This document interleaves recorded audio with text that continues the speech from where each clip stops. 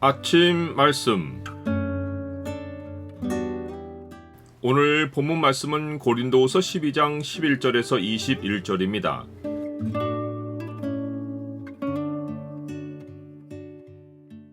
사탄의 모함을 경계하고 서로 신뢰하고 사랑하라. 오늘 본문을 소망의 창으로 보면 복음 사역자가 성도들에게 원하는 것이 무엇인지가 보입니다. 소망의 창을 보여주는 구절은 12장 14절입니다. 보라, 내가 이제 세 번째 너희에게 가기를 준비하였으나 너희에게 폐를 끼치지 아니하리라. 내가 구하는 것은 너희의 재물이 아니요 오직 너희니라. 어린아이가 부모를 위하여 재물을 저축하는 것이 아니요 부모가 어린아이를 위하여 하느니라. 사도 바울은 내가 어리석은 자가 되었으나 너희가 억지로 시킨 것이니 나는 너희에게 칭찬을 받아야 마땅하도다 라고 말합니다. 사도 바울이 어쩔 수 없이 어리석은 말을 몇 마디 해야 했던 이유는 여전히 사도 바울을 반대하는 자들이 거짓 사도들에게 속아서 사도 바울을 비난하고 있기에 자기는 아무것도 아니지만 자기가 지극히 크다는 사도들보다 조금도 부족하지 않다는 것을 그들이 알아듣도록 설명해야 했기 때문입니다. 그러나 사도 바울은 본래 자신이 참 사도라는 표시가 그런 자랑에 있는 것이 아니라 자신이 고린도 교인들 가운데 있을 때 모든 일에 오래 참은 것과 표적과 기사와 능력을 행한 것이라고 알려줍니다. 오래 참음이란 사도의 직분이 비방을 받지 않게 하려고 무엇에든지 아무에게도 거리끼지 않게 하려고 그들 가운데서 많이 견딘 것입니다.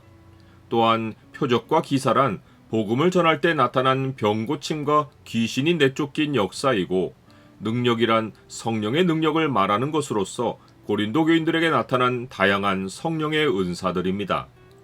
사도 바울은 표적과 기사의 능력과 성령의 능력으로 이방 세계의 복음을 편만하게 전할 수 있었습니다.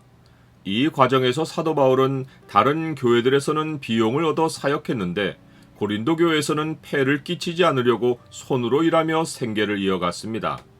사도 바울은 이것이 다른 교회보다 고린도 교회에 부족하게 한 것이고 공평하게 못한 것이면 용서하라고 말합니다. 사도 바울이 이런 말을 한 것은 거짓 사도들이 사도 바울을 모함했기 때문입니다. 그들은 그가 교활한 자가 되어 성도들을 속이고 교회가 예루살렘 교인들을 돕기 위해 낸 연보를 몰래 빼내어 자기 생활비로 취했다고 거짓말을 했습니다. 사도 바울은 고린도후서를 마무리하며 세 번째로 고린도 교회를 향해 가려고 준비하고 있다고 알려주며 그들에게 폐를 끼치지 않을 것이라고 말합니다. 이것은 나는 내가 해온 그대로 앞으로도 하리니 기회를 찾는 자들이 그 자랑하는 일로 우리와 같이 인정받으려는 그 기회를 끊으려 함이라 라고 말한 것을 실천하려 한 것입니다. 사도 바울이 태도를 바꾸어 교회로부터 비용을 받으면 거짓 사도들과 같은 부류로 취급받게 될 것인데 이것이 거짓 사도들이 노리는 바입니다. 사도 바울이 고린도 교회에 폐를 끼치지 않으려 한 것은 다른 교회들과 다르게 고린도 교회는 사도 바울이 선교지에서 개척하여 1년 반이나 목회했던 곳이기 때문입니다. 사도 바울에게 고린도 교회는 부모가 어린 자녀를 향해 가지는 사랑이 느껴지는 교회입니다. 그러하니 사도 바울이 그들에게 구하는 것은 그들의 재물이 아니라 오직 그들입니다.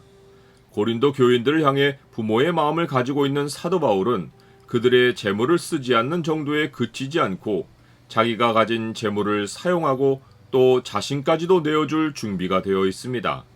그러하기에 사도 바울은 고린도 교인들을 향해 자기가 그들을 더욱 사랑할수록 그들로부터 자신이 사랑을 덜 받는 것이 정당하냐고 묻습니다.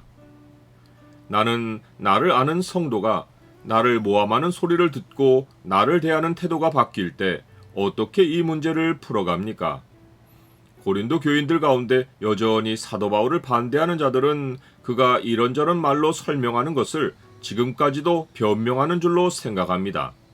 그들은 사도 바울이 보낸 눈물의 편지에 반응하지 않고 거짓 사도들의 영향을 받아 여전히 다투고 시기하고 분내고 당을 짓고 비방하고 수군거리고 거만하고 혼란을 조장합니다. 사도 바울은 세 번째로 그들을 방문할 때 서로가 원치 않는 모습으로 만날 것을 두려워합니다. 한때 사랑했던 성도들이 사역자를 비난하는 일이 생기는 것도 두려운 일이고 하나님이 사역자를 통해 회개하지 않는 성도들을 출교하게 하시는 일도 슬프고 두려운 일입니다. 그러나 하나님이 충분한 시간을 주고 회개하도록 기회를 주셔도 완악함을 버리지 않는 자들에게는 죄의 대가가 반드시 찾아옵니다. 삶과 죽음으로 산 자와 죽은 자의 세계가 갈리듯이 회개한 자와 여전히 죄 가운데 있는 자는 영원히 하나가 될 수 없는 현실로 갈립니다. 여호와의 손이 짧아 구원하지 못하심도 아니요 귀가 둔하여 듣지 못하심도 아니라 오직 너희 죄악이 너희와 너희 하나님 사이를 갈라놓았고 너희 죄가 그의 얼굴을 가리어서 너희에게서 듣지 않으시게 함이니라.